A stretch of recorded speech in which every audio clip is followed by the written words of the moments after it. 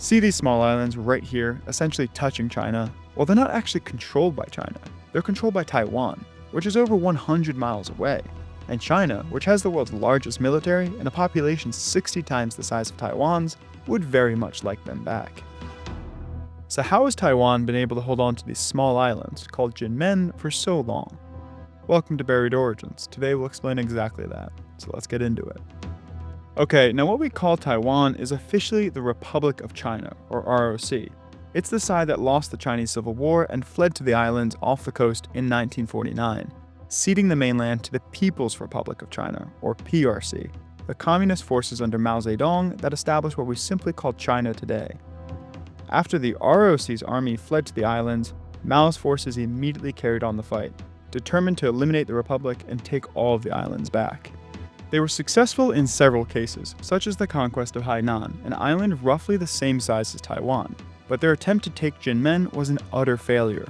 Almost immediately after the ROC's army fled to the islands, Mao's army, known as the People's Liberation Army, or PLA, attacked them. They had been on a roll in the war, consistently defeating the ROC's forces, and they wanted to quickly finish off their enemy, so they rushed preparations for an attack.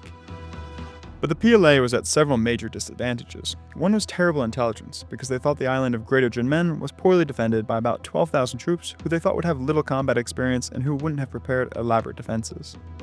In reality, the ROC had upwards of 40,000 troops on the island, composed of some of their most battle-hardened veterans, and had speedily prepared the island for an invasion, laying thousands of mines and digging elaborate trench networks.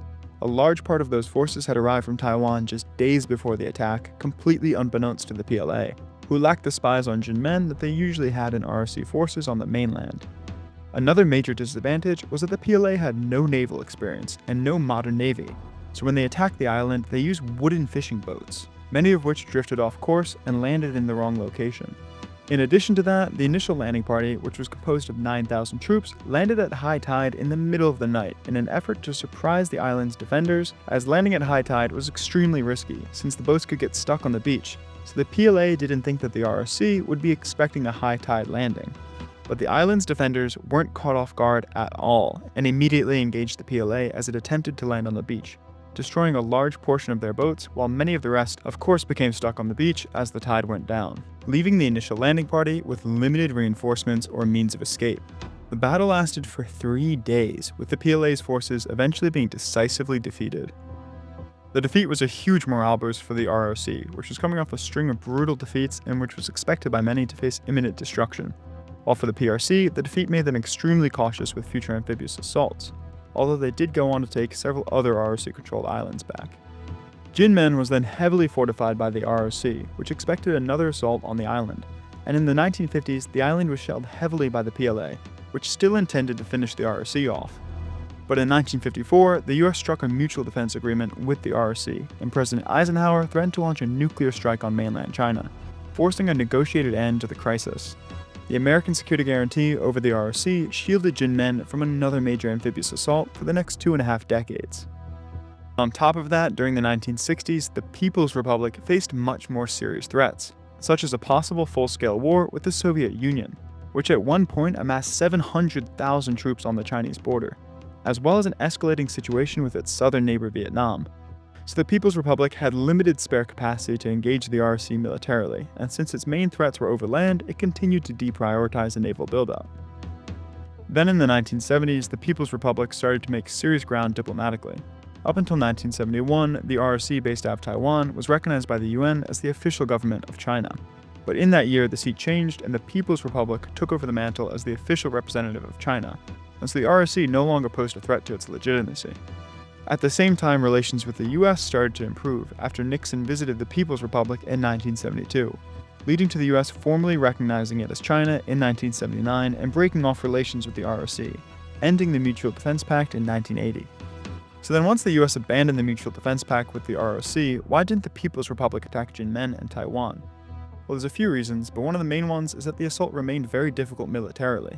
The ROC had heavily fortified both Jinmen and Taiwan, with a well-funded and modern military heavily armed by the US, while the People's Republic continued to lack a modern navy and modern air force needed for such an assault. A second major reason was that from the 1980s, the People's Republic, now under control of Deng Xiaoping, started to prioritize modernization and attracting Western investment into the economy. But the West was still sympathetic to the ROC because it was still the Cold War, and the communist government of the mainland was worried that attacking Jinmen and Taiwan would further wreck relations with the West and hurt the country's economic growth. The need to maintain trade ties with the West, and most importantly with the US, helps explain in large part why the People's Republic has not attacked Jinmen and Taiwan up until today. For Jinmen, there's just very little to gain by taking the islands and a lot to lose from the economic and diplomatic consequences. And for the island of Taiwan itself, in addition to the diplomatic and economic consequences, it remains a very hard target to seize militarily due to its incredibly defensible geography and advanced military. On top of all of that, from the 2000s up until today, Jinmen has opened up links with mainland China, establishing trade and tourism between them, while the ROC has significantly reduced the defending garrison there, as it is no longer seriously considering an invasion of the mainland for which the island would be used as a forward base. But things are changing. Beijing has become indispensable to the world economy and is insulating its critical supply chains to protect them against diplomatic fallout. So it has to care a lot less about the controversy of its decisions these days. That's a big reason why many analysts predict the chances of an invasion of Taiwan are increasing as the years go on top of mainland China now having the largest and one of the most advanced militaries in the world. If it did choose to invade Taiwan, it might simply leave Jinmen to surrender afterwards, given how easy it would be to take. Well, I hope you enjoyed the story of why Taiwan still controls a few islands that are just a stone's throw away from mainland China. If you did, please like and subscribe. See ya.